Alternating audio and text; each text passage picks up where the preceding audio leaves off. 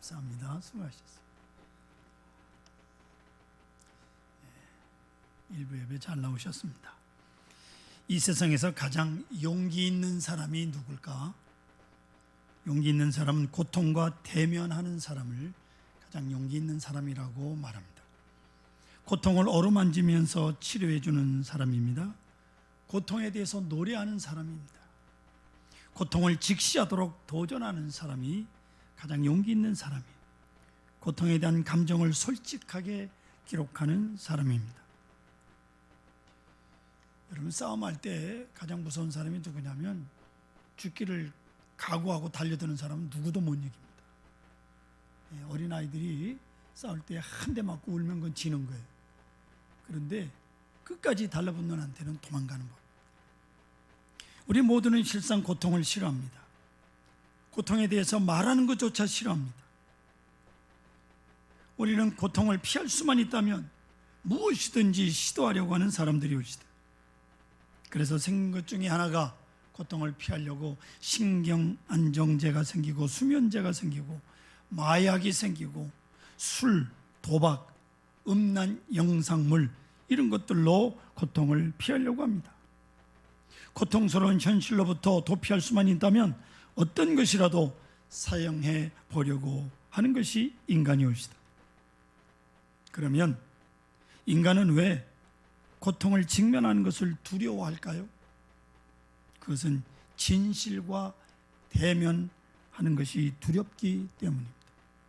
진실하게 산다고 하는 것 어려운 일입니다. 우리가 살고 있는 현실에 직면해 보면 우리는 고통과 함께 살고 있는 것을 보게 됩니다. 두려움과 함께 살고 있는 것입니다.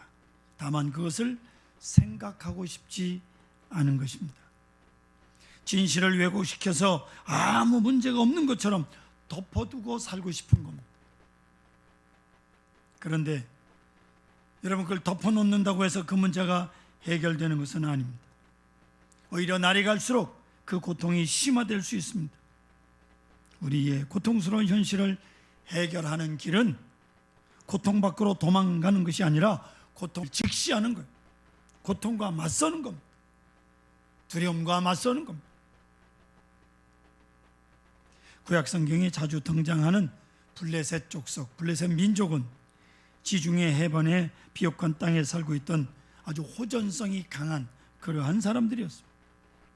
역사 자료에 의하면 이들은 이미 주전 1200년경 이집트를 침공했고 출애굽 후 가나안을 향해 진군하는 이스라엘 민족의 진로를 방해하기도 했습니다.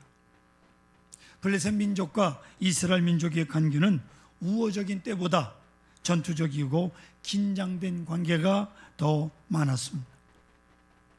그래서 사무엘상 7장에 보면 블레셋 민족의 대공세를 취하고 이스라엘을 침공한 기사가 기록되어 있습니다.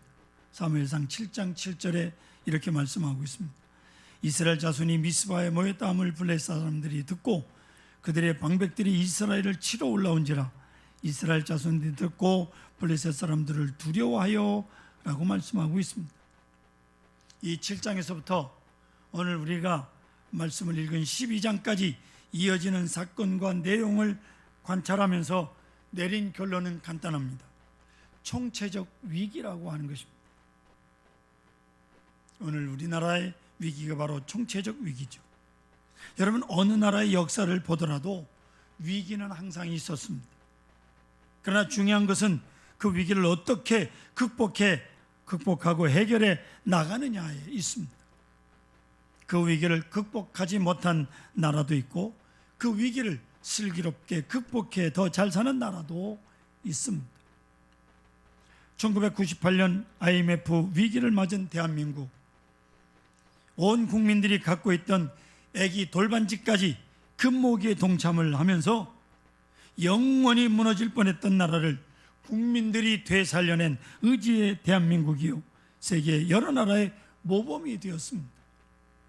반면 최고로 잘 살던 나라 아르헨티나, 브라질, 콜롬비아, 이 남미 국가들 선심성 국민들에게 퍼주기 정책을 펼치다가 IMF를 만나면서 주저앉아 지금은 회생불능의 나라들이 되고 말았습니다.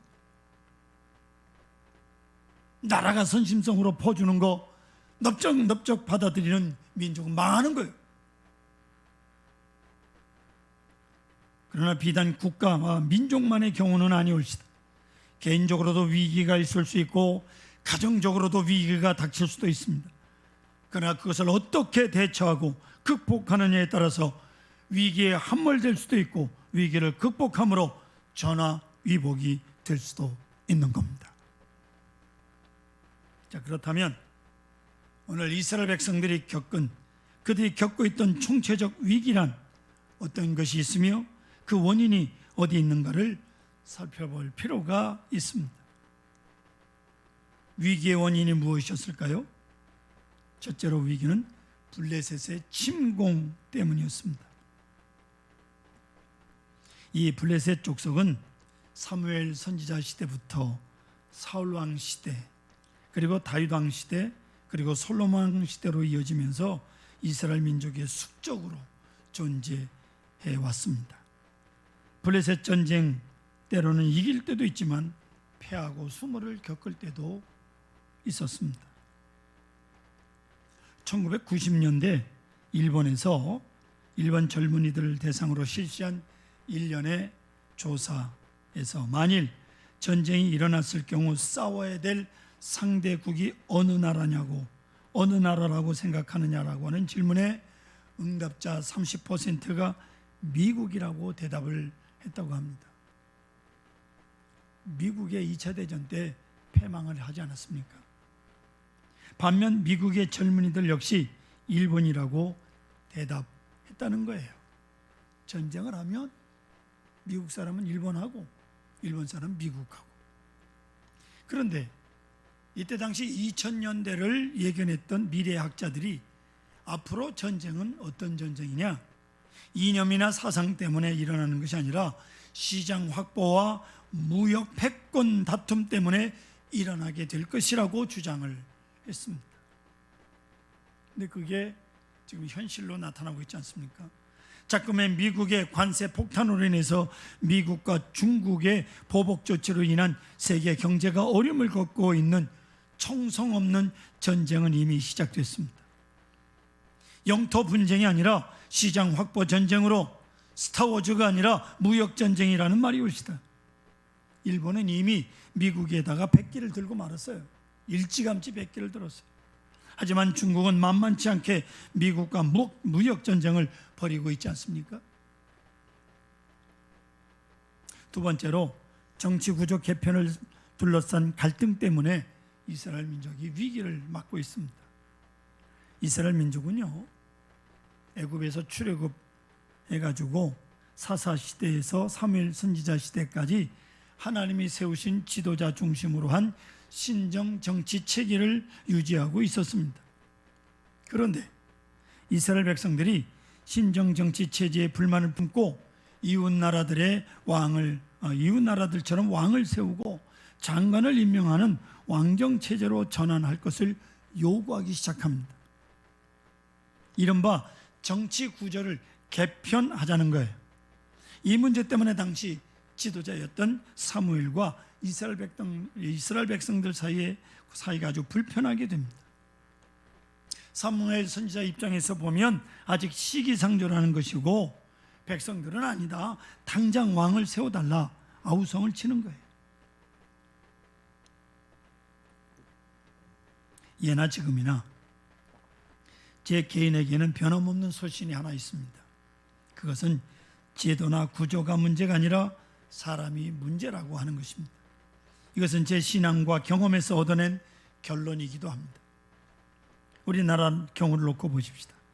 대통령 중심제와 내각 책임제 중에 우리는 대통령 중심제를 택하고 있습니다. 중요한 것은 누가 하느냐, 그들이 어떤 사람이냐로 정치 모습이 달라졌다는 것입니다. 오늘 우리의 관심은 정치 구조 개편에 있지 않습니다. 어느 당이 정권을 장악하느냐에 있지 않습니다. 어떻게 하면 정권을 연장할 수 있을까 하는 정치인들의 꼼수에도 관심이 없습니다. 적어도 우리는 산산조각난 민심을 어떻게 수습할 것인가?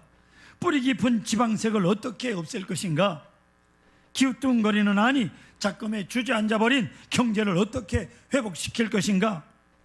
만연되어 있는 사회 부정과 타락을 어떻게 방지할 것인가? 어떻게 하면 독버섯처럼 퍼지는 퇴폐향락 문화와 마약 문제를 어떻게 해결할 것인가? 그리고 지금 전 세계적으로 퍼지고 있는 전염병의 문제 등 이 산적한 현안들을 어떻게 해결할 것인가? 바로 이것들이 우리의 관심사요, 우리가 당장 해결해야 될 것들입니다. 정치 구조를 암만 개편하면 무슨 소용이 있어요? 정치하는 사람들이 정신이 썩어 문드러졌는데. 세 번째로 이스라엘 백성들의 잘못된 선택이었습니다. 앞서 말씀드린 대로 어차피 이스라엘 백성들은 둘 중 하나를 선택하지 않을 수가 없었습니다. 그것은 하나님이 통치하는 신본주의 정치 체계를 선택할 것인가, 아니면 사람의 통치를 받는 인본주의 정치 구조를 선택할 것인가 였습니다. 사무엘 선지자는 왕을 요구하는 이스라엘 백성들에게 충분히 설명을 합니다. 만일 너희 중에서 왕을 뽑아 세운다면 너희는 그 왕을 위해서 충성을 다해야 할 것이다. 그리고 왕가나 왕궁의 건축과 유지를 위해서 엄청난 세금을 바쳐야 할 것이다. 그뿐만 아니라 너희 아들들은 왕궁을 지키기 위해서 군인으로 징집당할 것이며, 너희 딸들은 왕을 섬기고 시중도는 궁녀로 모집을 당할 것이다. 이래도 왕정을 선택할 것이냐?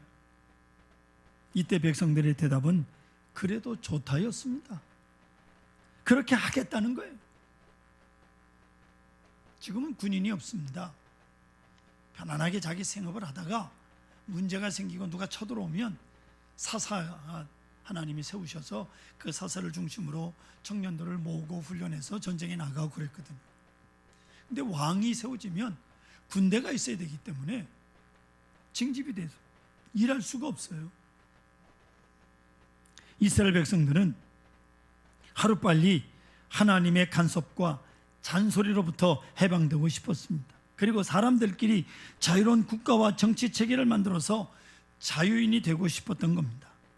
하지만 그 선택은 크게 잘못된 것이었습니다. 이유는 하나님을 버리고 사람을 선택하는 자유였기 때문입니다. 다시 말하면 하나님으로부터 자유하여 사람에게 돌아가려는 자유였기 때문입니다.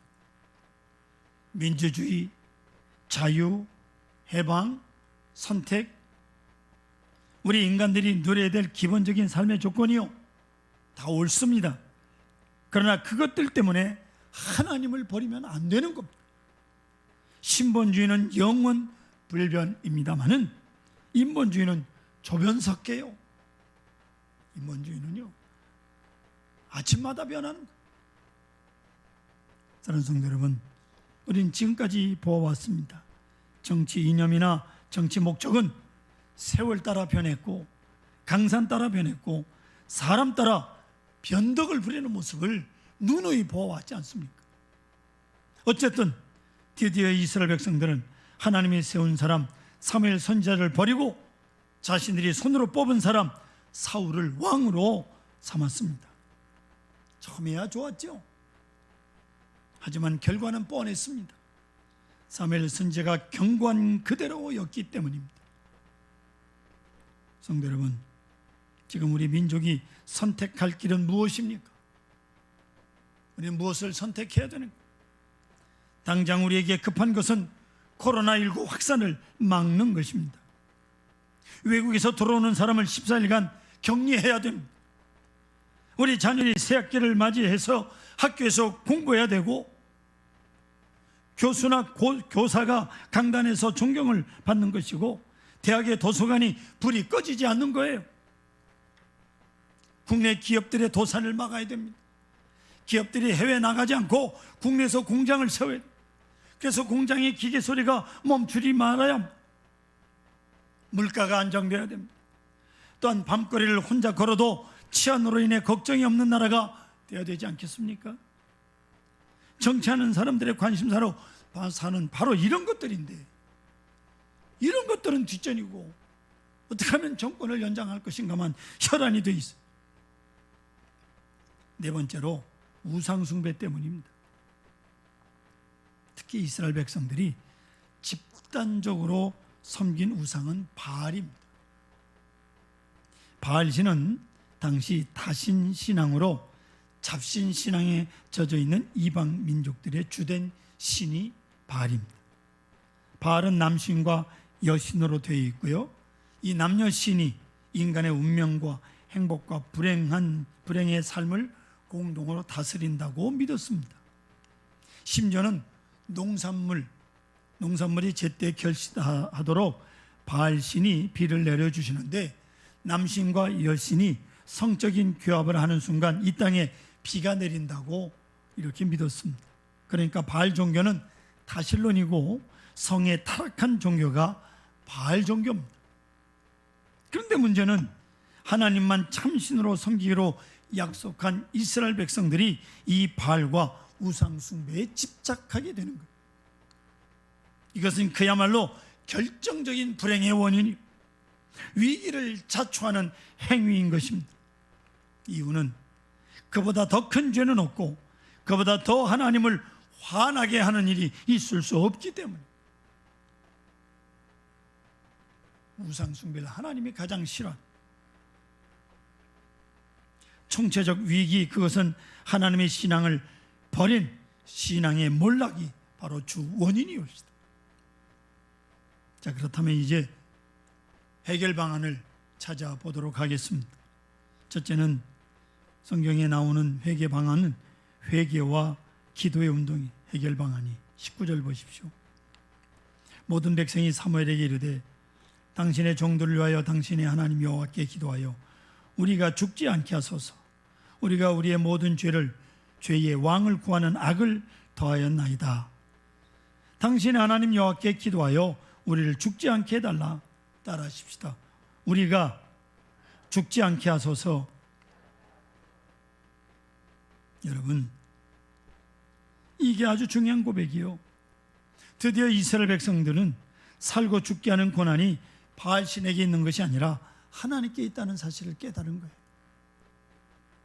그리고 사무엘 선지자에게 기도를 요청하고 자신도 기도하기를 시작합니다. 인간 생명 살고 죽는 것, 인간의 역사가 흥하고 망하는 것, 일어서고 주저앉는 것 모두가 하나님께 있습니다. 할렐루야. 그걸 깨닫고 믿는 거예요. 회개예요. 23절 보십시오. 나는 너희를 위하여 기도하기를 쉬는 죄를 여호와 앞에 결탄코 범하지 아니하고 선하고 의로운 길을 너희에게 가르칠 것인즉이라고 말씀하고 있습니다. 사무엘 선지자가 말합니다. 나는 너희를 위하여 기도하기를 쉬는 죄를 여호와 앞에 결탄코 범하지 아니하리라고 말이오. 이 고백 역시 오늘 우리의 고백이요 교회의 고백이 되어야 합니다. 전쟁을 막는 힘도, 경제를 회복시키는 일도, 분쟁과 폭력을 막는 힘도, 코로나를 물리치는 힘도 기도 속에 들어있다, 이 말씀이옵시다. 기도는 하나님의 힘을 동원하기 때문이요 영적 각성운동을 일으키기 때문에 바로 회개하는 길이 문제를 해결하는 길. 사랑하는 성도 여러분, 기도로 우리는 이 위기를 극복하십시다. 사무엘상 7장에 이제 블레셋에 침공을 해요. 이스라엘 백성들이 미스바 광장에 모여서 회개하며 기도할 때 하나님께서 그 블레셋을 그냥 순식간에 물리쳐 주시는 장면이 7장에 나와 있습니다. 이사야 37장에 보면 히스기야 왕 때 아수르 군대가 이스라엘 침공합니다. 히스기야 왕이 자기 옷을 찢고 굵은 베옷을 입고 성전에 올라가 간절히 기도할 때 하나님께서 그 아수르 군대 18만 5천 명을 격파시켜 주셔서 이스라엘 백성이 대승리를 거둔 사건이 기록되어 있습니다. 그렇습니다. 나라가 어려울 때일수록 이 나라 이 민족 그리고 교회와 우리 가정과 일터와 우리의 건강을 위해서 더 열심히 기도하십시다. 교회 나와서 매일 기도해야 됩니다. 기도하기 쉬는 죄를 범치 마십시다. 두 번째로 올바른 신앙생활을 해야 됩니다. 본문 20절 보십시오. 두려워하지 말라. 너희가 과연 이 모든 악을 행하였으나 여호와를 따르는 데서 돌아서지 말고 오직 너희 마음을 다하여 여호와를 섬기라. 이렇게 말씀하고 있고요. 21절에 보시면 유익하기도 못하며 구원하지 못하는 헛된 것을 따르지 말라. 그들은 헛되니라. 24절 보십시오. 오직 그를 경외하며 너희의 마음을 다하여 진실히 섬기라. 이렇게 말씀하고 있습니다. 자, 20절에 여호와를 섬기라, 21절에 헛된 것을 따르지 말라, 24절에 그를 경외하라, 진실히 섬기라. 이게 명령이에요. 이 명령의 의미가 무엇일까요? 네? 이 명령의 의미, 헛된 짓은 이제 그만하고 하나님만을 올바로 섬기라, 그런 뜻이에요. 아시겠습니까? 그러나 만일 하나님만을 올바로 섬기지 않고 헛된 짓을 되풀이할 경우에 25절에 분명히 이렇게 경고하고 있습니다. 만일 너희가 여전히 악을 행하면 너희와 너희 왕이 다 멸망하리라 말씀하고 있습니다. 사랑하는 성도 여러분, 결론은 분명합니다. 위기는 누구에게나, 어느 집단에게나, 어느 국가에나 있을 수 있습니다. 당연히 있죠. 그러나 그 위기를 어떻게 관리하고 대처하느냐에 따라 극복 여부가 판가름이 나는 거예요. 우리는 이 위기를 어떻게 극복할 수 있습니까? 첫째로 헛된 생각과 헛된 짓을 버려야 합니다. 두 번째로 하나님께 우리로 죽지 않게 하소서라고 기도해야 됩니다. 전화위복의 기회가 되어야 합니다. 하나님은 기도하는 개인이나 가정이나 교회를 결코 버리지 않으시기 때문이 옳시다. 세 번째, 하나님을 바로 섬겨야 합니다. 우상 숭배의 나라, 잡신과 귀신이 많은 나라, 신화가 많은 나라, 좋은 나라가 아닙니다. 오늘 우리의 이 위기와 고통의 극복은 민족 회개 운동과 신앙 운동이 일어날 때 가능하게 될 것입니다. 사랑하는 성도 여러분, 연약한 무릎을 일으켜 세우십시다. 주여 우리로 죽지 않게 하소서. 전화 위복의 기회가 되게 하소서. 기도하시길 바랍니다.